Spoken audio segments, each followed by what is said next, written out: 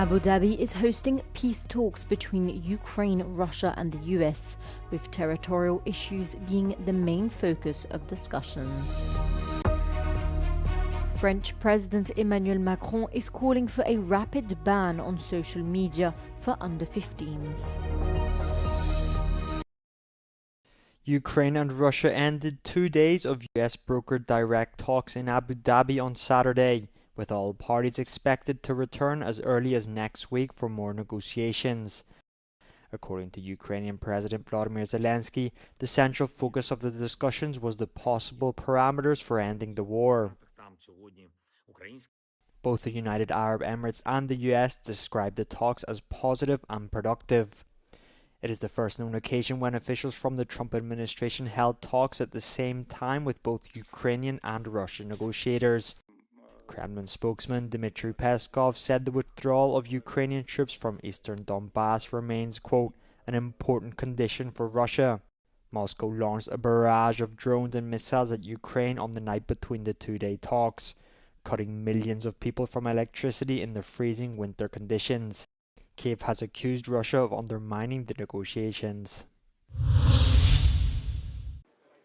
French President Emmanuel Macron says he wants to speed up the process to impose a ban on social media for under-15s starting in September.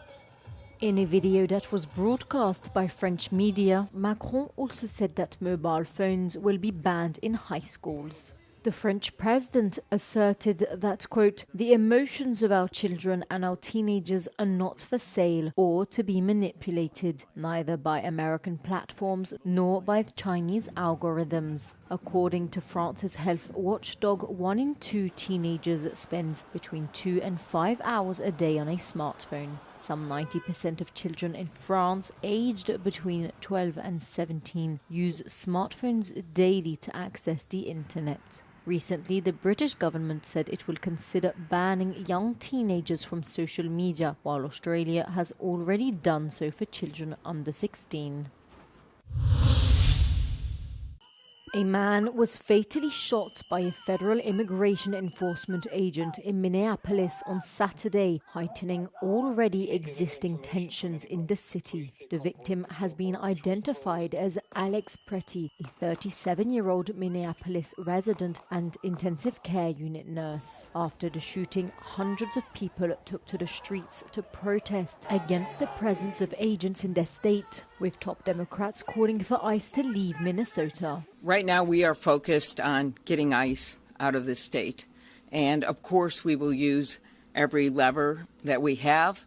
But I do remind people that Donald Trump runs the White House. And sadly, because to date we have not seen the Republican members of Congress standing up, he also seems to run the Congress.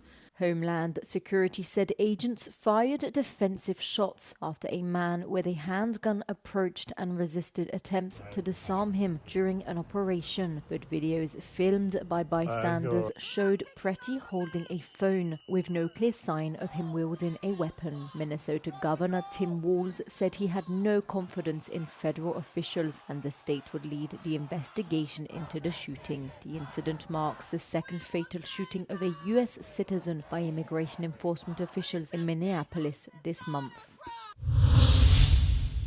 Most countries, Tensions between the US and Canada are flaring again as Trump has threatened to slap a 100% tariff on Canadian imports if Canada moves ahead with a new trade deal with China. In a social media post, Trump accused Canada of becoming, quote, a drop-off port for Chinese goods entering the United States.